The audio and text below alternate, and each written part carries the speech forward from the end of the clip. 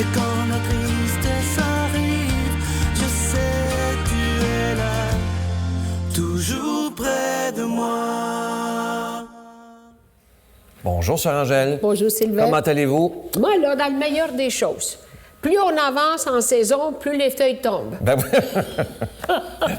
bonjour, bienvenue à votre émission La Victoire d'amour. J'espère que vous allez bien en cette fin de semaine de l'Action de grâce. Aujourd'hui, je sais qu'on va faire plaisir à des milliers de personnes. Vous en avez sûrement entendu parler. Il s'agit de Guylaine Tanguay qui, en juin et juillet, a été numéro 1 des ventes au Québec au niveau francophone. Et c'est de la musique country. On la voyait pas souvent et tout à coup, pourtant ça fait longtemps qu'elle roule sa bosse, et vous allez voir, elle est belle et elle a une voix absolument magnifique. Et l'homélie sera faite par Monseigneur Jacques Gaillot de Paris. À tout de suite. Oui, à tout de suite. Bonjour, Guylaine. Et bonjour. Ça va être un grand plaisir de vous rencontrer. Bien, merci de l'invitation. J'aimerais qu'on recule dans le temps. Est-ce que c'est vrai que vous avez commencé à chanter à l'âge de 7 ans? Oui. Ça fait bizarre à dire, mais c'est très vrai. Ah oui? Moi, je suis native du Lac-Saint-Jean, un tout petit village qui s'appelle Girardville. Et j'ai commencé à chanter avec ma mère, avec mon oncle, qui avait un band là-bas. Et j'ai vraiment commencé très, très jeune. Même qu'à l'âge de 8 ans, je faisais mon premier concours amateur. Ah oui? Alors là, j'ai évidemment roulé ça pendant plusieurs années. Mais oui, c'est très vrai que j'ai commencé à cet âge-là. Et est-ce qu'à cet âge-là, c'était déjà ancré en vous que vous vouliez faire ça plus tard? Ah oui, bien, en fait, je me suis pas souvent posé la question « qu'est-ce que je veux faire plus tard? » C'est plutôt la vie qui m'a emmenée à ce que j'allais faire plus tard. Moi, j'ai commencé à parler, j'ai commencé à chanter, puis ça fonctionnait. Alors, je me suis jamais demandé « est-ce que je vais chanter, moi, dans ma vie? » Ou est-ce que... C'est un peu comme si je me demandais « est-ce que j'ai à respirer dans ma vie? » Bien, moi, je chante parce que j'en ai besoin, puis pour moi, c'est comme naturel. Et là, vous roulez votre bosse depuis combien d'années? Ça fait très longtemps, mais professionnellement, où est-ce que j'ai mis vraiment toute ma vie là-dedans? Ça fait près de 20 ans maintenant. 20 ans. Ouais. Et ce qui m'a beaucoup touché dans la recherche, c'est cette importance, vous avez 3 filles, oui, d'avoir vos filles avec vous, de ne pas les mettre en garderie, de pas... cet amour d'une mère, là. Oui, quand il était petite, moi, j'avais des priorités, c'était ma famille, et puis je voulais que ça se passe bien chez nous. J'ai besoin d'un équilibre, moi, dans la vie. Alors, j'ai besoin de chanter, mais j'ai aussi besoin que ça se passe bien à la maison. Et puis moi, bien, chanter, dans ce temps-là, je le faisais, mais un petit peu moins intense qu'aujourd'hui. Ce qui fait que moi, je pouvais rester chez nous facilement la semaine, et puis accueillir les filles, puis les préparer pour l'école, ou encore, quand ils étaient tout petites, bien, ils restaient à la maison simplement le jour avec moi. Puis la fin de semaine, on partait faire des spectacles ensemble, on embarquait les filles dans l'auto avec des Barbies, avec du lunch, avec des doudous. Ils vendaient les CD. Alors, pour moi, ça a été fait un peu comme un jeu. Je voulais pas les pénaliser puis dire, ben moi, je m'en vais chanter toute la fin de semaine et puis tout ça. Alors, ils se promenaient avec nous autres. Maintenant, ben là, ils suivent plus, ils sont rendus grandes, évidemment. Des fois, j'en vois une ou deux avec moi, mais oui, c'était très, très, très important pour moi, tout ça. Et je lisais, et surtout dans votre région, il y a beaucoup de gens qui sont très croyants. Vous êtes croyante aussi, votre famille l'était. Vous avez un jour vécu un beau moment à Jérusalem. Ah oui. J'en arrive au mois de juin dernier. Vous avez vécu le chemin de croix. Oui. Comment ça s'est passé? Moi, je l'ai vécu d'une façon assez émotive. À cette époque-là, on faisait des tournées pour les Forces armées canadiennes. Alors, on se promenait avec plein de gens, danseurs, chanteurs, musiciens, et on allait faire un divertissement pour les soldats qui étaient à l'extérieur. Okay. Et ça, c'était un tour qui était Égypte-Israël. Et puis une journée, bien, ils nous ont dit, si vous voulez, on peut aller à Jérusalem. On était accompagnés par des soldats, évidemment, et tout ça. Et quand on est arrivé là-bas, parce que moi, je suis croyante, je vais pas nécessairement souvent à l'église, mais pour moi, prier, c'est tous les jours, c'est nécessaire. Et je n'impose pas ça aux autres, mais moi, j'y crois personnellement. Alors, quand on est arrivé là, puis il n'y a pas beaucoup de choses, moi, qui m'impressionnent dans la vie. J'aime tout, mais je suis pas facilement, en tout cas. Et là, quand on est arrivé là, puis on a fait ça, je vous le dis, là, sincèrement... bon, premièrement, je pleurais sans arrêt. Je ne savais pas pourquoi. Ça m'est arrivé aussi. Oui. Ça pleurait seul. Je veux dire, j'avais l'impression que toute ma vie repassait devant moi, que c'est comme si je revivais toutes les belles et les mauvaises choses que j'avais eues dans ma vie. En étant là. Je ne sais pas comment expliquer ça, oui, il y a quelque chose. Mais c'est vraiment très, très, très particulier. Mon mari, un peu moins croyant que moi, a vécu exactement le même feeling que moi là-bas. Donc, je pense qu'il se passe quelque chose de très concret, de réel. On est allé toucher au tombeau et tout ça. Et on était dans une grande, grande ligne. On faisait la file pour attendre probablement des heures. Et il y a un monsieur qui est arrivé, un prêtre ou je sais pas, là, en longue tenue, puis qui me fait signe en me tirant un peu par le chandail, viens ici, là, je vais me dire, qu'est-ce que j'ai fait, Et là, il m'a fait venir par en arrière pour que j'aille voir directement, mais vers l'intérieur, pas où est-ce que les gens allaient, vers le tombeau. On était choisis comme ça, dans une ligne avec plein de monde. J'avais pas une lumière sur ma tête qui flashait pour dire « venez me chercher ». Il est venu nous chercher. Et là, je vous le dis, c'était très, très, très intense. Un petit clin d'œil de Dieu, ça. Oui, je pense que oui. Moi, j'y crois. Et qu'est-ce qui vous a marqué lorsque vous avez chanté pour les gens des Forces armées? Qu'est-ce qui vous a marqué un peu partout dans le monde? Bien, je trouve il y a des que gens qui ces sont gens-là... très seuls aussi, sûrement. Absolument, puis qui ont choisi quelque chose, eux autres aussi par passion, mais qui n'est pas facile. Moi, j'ai choisi de chanter par passion, là, je l'ai. Mais eux, ils arrivent là-bas, ils peuvent vivre des choses difficiles, ils peuvent mettre leur vie en danger. J'ai vu des femmes qui laissent leurs enfants chez eux et qui s'en vont comme ça, qui partent plusieurs mois. Des pères de famille aussi. Alors, c'est pas toujours évident. Je les regardais et moi, à partir de ce moment-là, je peux vous dire que ma vision a beaucoup changé par rapport à ces personnes-là. Ils font un travail qui est vraiment pas commun et que vous et moi, je suis pas sûre qu'on aurait le courage de le faire parce que ça demande beaucoup de courage. Puis c'est de donner aussi sa vie. Parce qu'ils peuvent la laisser leur vie en faisant ça. Alors moi, pour moi, je revenais avec de là avec, je sais pas, plein d'énergie, puis plein de belles histoires aussi dans ma tête, dans mon cœur que je gardais. Et puis je pense que ça va me suivre tout le long de ma vie. Qu'est-ce qui fait que... Comment vous avez réagi à travers les années on ne vous a pas vu beaucoup, on ne vous a pas vu dans les médias et tout ça, alors que vous êtes très populaire dans le milieu country. Est-ce que ça fait de la peine à un moment donné, ou si vous disiez, moi, je fais mon chemin et il arrivera ce qui arrivera? Bien, la peine, je l'avais plus pour les autres que pour moi, parce que moi, j'ai pas choisi de chanter pour être dans le journal ou à la télévision. Moi, j'ai choisi de chanter parce que c'est ma vie, puis j'en ai besoin profondément. Alors que ça me rapporte beaucoup d'argent, beaucoup de trophées, beaucoup de popularité, bon, tant mieux, mais c'est pas le but. Moi, mon but, c'est de chanter. Et quand j'étais jeune, je demandais dans mes prières, des petites choses des fois, et je demandais, moi, je veux chanter toute ma vie. C'était la demande que je faisais. Je veux pas être connue, je veux chanter toute ma vie. Laissez-moi la santé puis ma voix, puis je vais m'arranger avec le reste. Et aujourd'hui, c'est ce que j'ai encore. Et là, en ayant un peu de succès, bien, je suis contente parce qu'évidemment que ça me permet aussi de travailler encore et de chanter encore plus longtemps. Mais la déception, je l'avais plus pour ceux qui m'encouragent et ceux qui payent des billets, des CD, public, qui viennent me voir, ma famille, tous ceux qui ont toujours été là pour moi puis qui me disaient de continuer. Puis eux autres, ils avaient un peu l'impression que ça se passait pas puis que personne ne me faisait une place. Alors eux, ils étaient plus tristes. Puis moi, en voyant ça, bien, je me disais, j'espère qu'un jour, ils vont avoir leur petite part aussi. Alors, en ayant ce succès-là, aujourd'hui, je leur donne à eux ça. Moi, je vais garder le bout que je chante encore, puis je leur offre à eux ça. Et ça doit être touchant quand même quand vous avez su, l'été dernier, numéro 1 des ventes, ça arrive comme ça. Là, on a vu, là, tous les médias se sont emparés de vous. Qu'est-ce que ça vous a fait à l'intérieur de vous? Bien, j'avais une fierté. J'avais vraiment une fierté, surtout parce que moi, je suis tenace. J'ai des buts dans la vie, des petits, des moyens et des très grands rêves. Mais moi, je me dis qu'il faut toujours rêver parce que ça nous laisse la vie, la lumière qu'on a en nous autres. Il ne faut pas éteindre ça. Et puis, moi, je l'ai toujours dit à mes filles aussi. Faites quelque chose que vous voulez faire dans la vie. Faites pas un travail parce que ça va vous apporter de l'argent ou vous allez être, aux yeux de la société, très importante. Faites-les parce que vous avez le goût de le faire. Et moi, ils m'ont tout le temps vu avoir un petit, un plus grand, un moyen ou pas du tout de succès en faisant certains albums ou certaines choses. Et là, ils voient ce qui arrive aujourd'hui. Alors moi, ce que je dis, voyez les filles, ça valait la peine de continuer. J'aurais pas dû arrêter, je n'ai jamais arrêté. Alors, vous avez la preuve qu'il faut le faire. C'est un peu ma leçon. La première chanson que vous nous chantez, ça s'appelle? Jusqu'au bout du monde. Jusqu'au bout du monde. Alors, je vous invite à aller vous installer. Oui, merci. Et vous allez voir, allez vous installer. C'est une très, très belle chanson, évidemment, de Paul Darèche. Et restez là parce qu'à la fin, elle nous fait aussi un pot-pourri magnifique. Moi, ça m'a rappelé des souvenirs quand j'étais petit. Ma mère, ça jouait sans arrêt. Alors, on écoute tout de suite Guylaine Tanguay.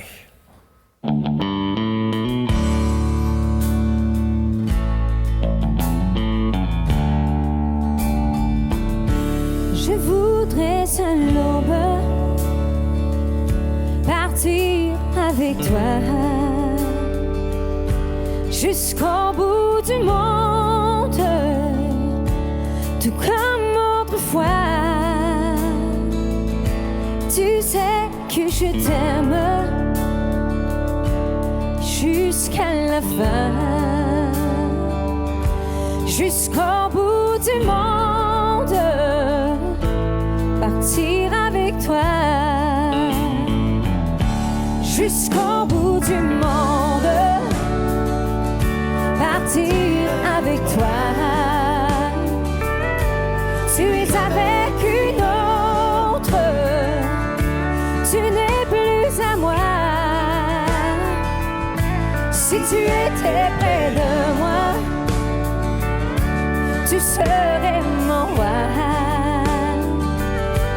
Jusqu'au bout du monde, partir avec toi.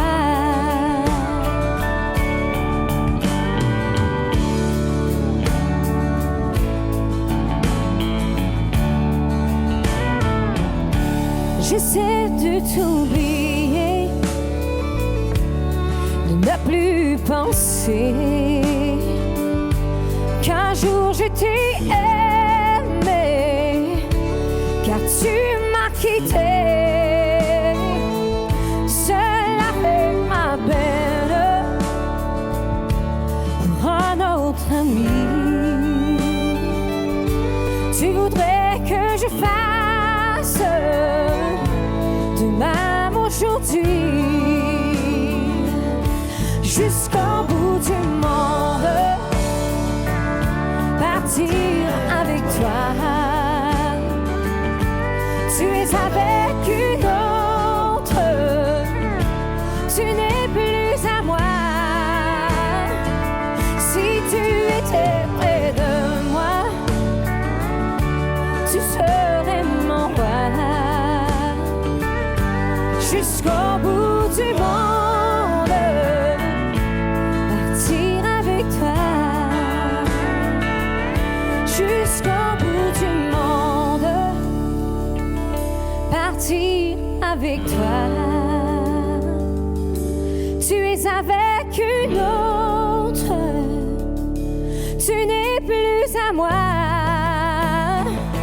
Si tu étais près de moi, tu serais mon roi. Jusqu'au bout du monde, partir avec toi. Oh, jusqu'au bout du monde, partir avec toi.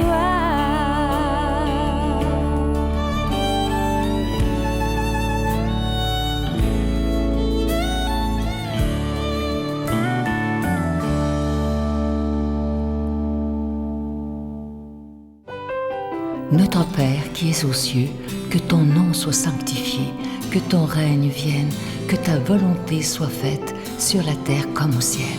Donne-nous aujourd'hui notre pain de ce jour. Pardonne-nous nos offenses comme nous pardonnons à ceux qui nous ont offensés.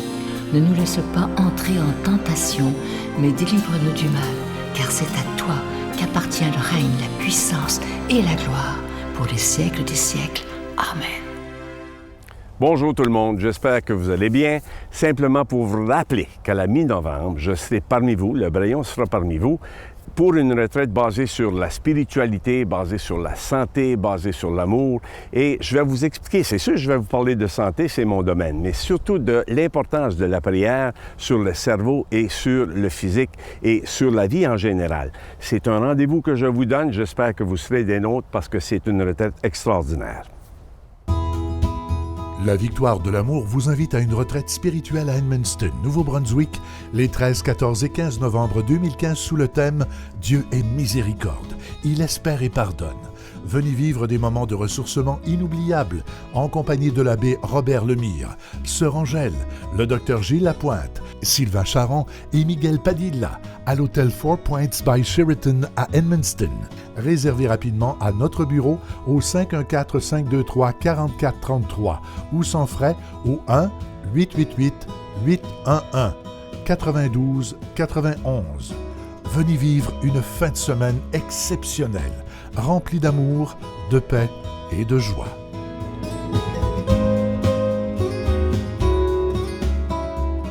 Comme je vous le disais la semaine dernière, en ce mois du rosaire, le mois d'octobre, ce mois dédié à la Vierge Marie, il n'y aura pas de cadeau du mois avec un don. Parce que, vous le savez, je vous en ai parlé souvent, les derniers mois étaient assez difficiles au niveau des dons.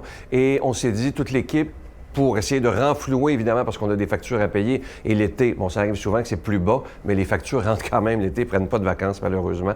Et on a donné cette difficulté-là à la Vierge Marie en lui disant de s'en occuper. Moi, j'y crois profondément. Il y a des gens qui vont se dire, mais comment ça fait qu'il parle d'argent d'une émission religieuse? Vous savez, ça fait 20 ans qu'on est plus que 20 ans qu'on est là et on doit payer pour être à la télévision, que ce soit pour la production, la diffusion. Et je dis souvent aux gens, l'important, c'est pas de se vider les poches. L'important, il y a des gens qui peuvent donner $1, $2, il y en a qui peuvent donner 5, il y en a qui peuvent donner beaucoup plus selon leurs moyens.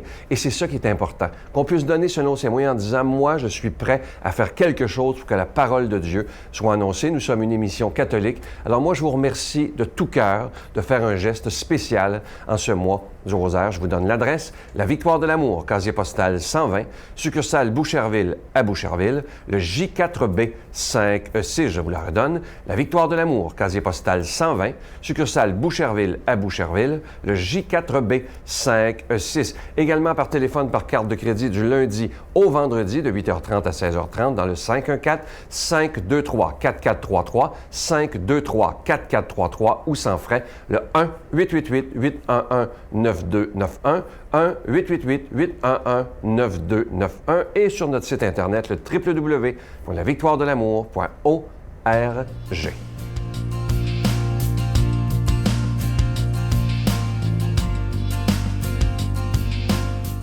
Mais bonjour, encore une fois, beau dimanche. On est toujours là avec vous et j'espère que vous aussi, vous êtes là avec nous parce qu'on ne change pas d'heure. On est là, à même heure, même temps. Alors, aujourd'hui, c'est le 28e dimanche ordinaire. Qu'est-ce qui se passe dans ce 28e dimanche ordinaire? Jésus de Nazareth, ayant travaillé de ses mains pendant plusieurs années, afin d'assurer sa subsistance, connaissait ses valeurs de l'argent obtenues par son travail. Il n'a rien contre la richesse, tant qu'elle ne devient pas le centre de notre vie, tout en refermant notre cœur aux autres et à Dieu. Vous voyez, Jésus travaillait autant que nous. Il a travaillé de ses mains, mais il travaillait surtout le bois. Pourquoi le bois? Parce que le bois, c'est vivant. C'est là qu'il a réalisé sa jeunesse. Il a surtout fait peut-être sa croix. Mon Dieu, donnez-moi la sérénité d'accepter les choses que je ne peux changer, le courage de changer les choses que je peux et la sagesse d'en connaître la différence. Amen.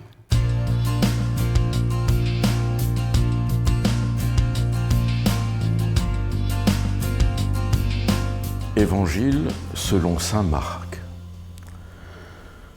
Jésus se mettait en route quand un homme accourut vers lui, se laissa tomber à ses genoux et lui demanda « Bon maître, que dois-je faire pour avoir en héritage la vie éternelle ?» Jésus lui dit « Pourquoi m'appelles-tu bon ? Personne n'est bon, sinon Dieu seul. Tu connais les commandements, ne commets pas de meurtre, ne commets pas d'adultère, ne commets pas de vol, ne porte pas de faux témoignages, ne fais de tort à personne, honore ton père et ta mère. » L'homme répondit, « Maître, j'ai observé tous ces commandements depuis ma jeunesse. » Posant alors son regard sur lui, Jésus se mit à l'aimer. Et il lui dit, « Une seule chose te manque. Va, vends tout ce que tu as, donne-le aux pauvres, et tu auras un trésor au ciel. Et puis viens et suis-moi. » Mais lui, à ces mots, devint sombre, et s'en alla tout triste, car il avait de grands biens. Alors Jésus regarde tout autour de lui et dit à ses disciples, « Comme il sera difficile à ceux qui possèdent des richesses d'entrer dans le royaume de Dieu. » Les disciples étaient stupéfaits de ces paroles. Mais Jésus reprend, « Mes enfants, comme il est difficile d'entrer dans le royaume de Dieu. Il est plus facile à un chameau de passer par le trou d'une aiguille qu'à un riche d'entrer dans le royaume de Dieu. De plus en plus déconcertés, les disciples se demandaient entre eux, « Mais alors, qui peut être sauvé ?» Jésus les regarde et répond, « Pour les hommes, cela est impossible, mais pas pour Dieu, car tout est possible à Dieu. »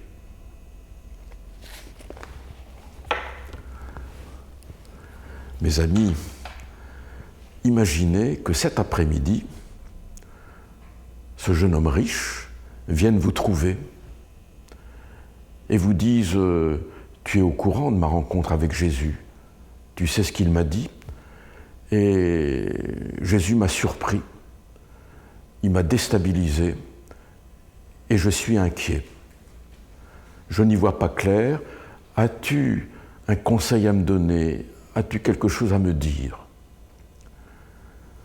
Je ne sais pas qu'est-ce que vous diriez, étant donné votre expérience, votre sens du discernement. Moi, je dirais au jeune homme riche, Jésus t'a dit des paroles que jamais personne ne t'avait dites. Il t'a révélé à toi-même en peu de mots. Et il a mis le doigt là où ça fait mal. Ainsi, Jésus t'a dit, tu es sur le registre de l'observance. La loi, tu fais ceci, tu fais cela, très bien, formidable. Jésus s'est placé sur le registre de l'alliance, de l'amitié, de l'amour à une personne. Jésus lui offre son amitié. Alors ça, vraiment, c'est difficile. Et puis je lui dirais, tu sais, tu es sur le registre de l'avoir. Tu as de grands biens, tu sais manier l'argent, et tu vas trouver Jésus en disant, qu'est-ce qu'il faut que je fasse pour avoir la vie éternelle?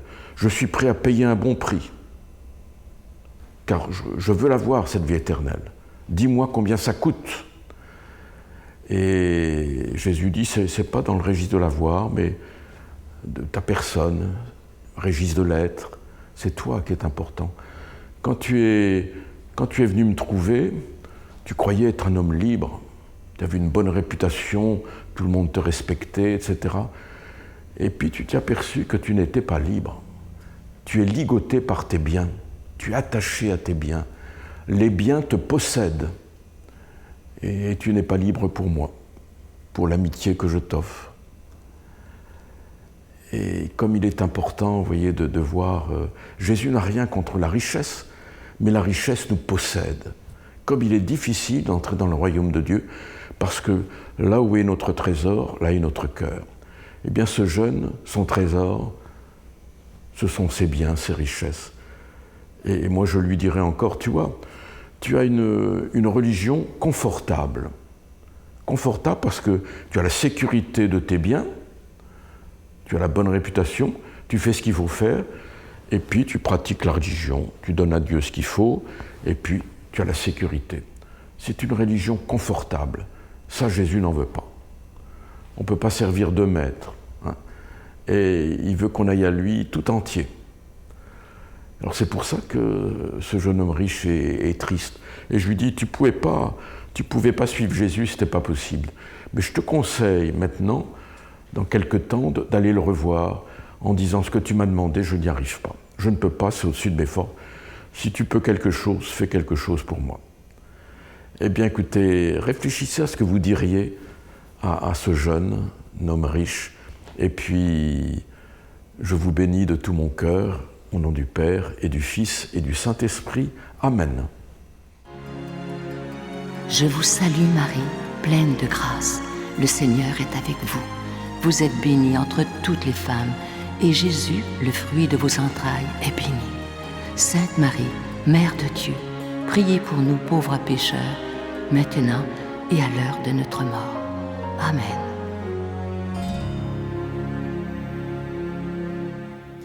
Sœur Angèle, je sais qu'on va faire plaisir à beaucoup de gens. Le prochain medley, je vous le dis, c'est de toute beauté. Prenez le temps, moi, quand je l'ai écouté, ça m'a rappelé des souvenirs. Là, j'ai reculé Vous aviez 20 ans! Ben, moi, j'ai été élevé avec la musique country. Alors, mes parents vont se reconnaître. Toutes ces chansons-là, je les connais. Vous allez les reconnaître aussi. Chantées avec cette voix magnifique. Guylaine Tanguay, le medley « Pauvre mère ». Oh!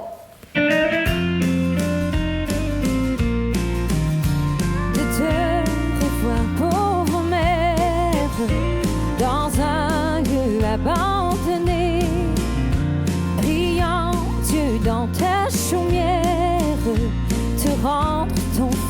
bien-aimé. Avant de te laisser sur terre, je veux sur ton front jurer de jamais oublier ma prière. À toi que je t'en fais pleurer. Avant de te laisser sur terre, je veux sur ton front jurer de jamais oublier ma prière. À toi que je t'en fais pleurer. Tout petit enfant, je n'ai pas bien compris ce qu'une maman fait dans notre vie. Je n'avais que 10 ans lorsqu'on m'annonça que petite maman pour moi ne reviendra pas. Une mère, une maman chérie, une mère, c'est toute notre vie. Oh petite maman, de toi je m'ennuie. Toi qui en tout temps m'aurais bien compris. Une mère, c'est la chose la plus chère.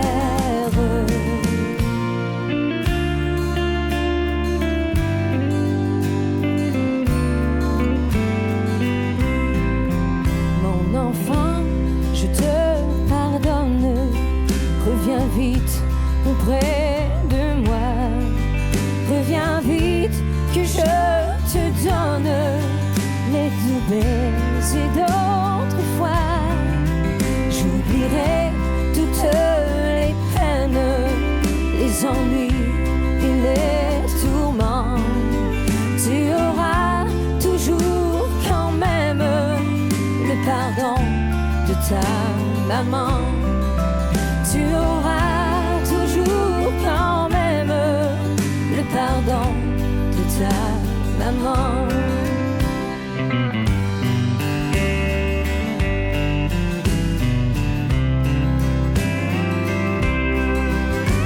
Un coin du ciel où l'on vivra tous deux, mon chéri. Un coin du ciel où l'on s'aimera toute la vie. Mon cœur t'appelle et te réclame jour et nuit. Sois-moi fidèle et je t'aimerai toujours, mon joli. Je me souviens de ton premier baiser, mon amour. De ce baiser, mon cœur a juré sans retour. Oui, de t'aimer et de t'adorer tendrement. Chérie, c'était alors mon premier serment.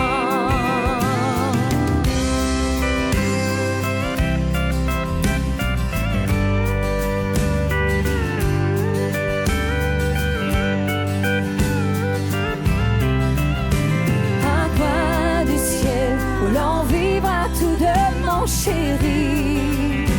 Un coin du ciel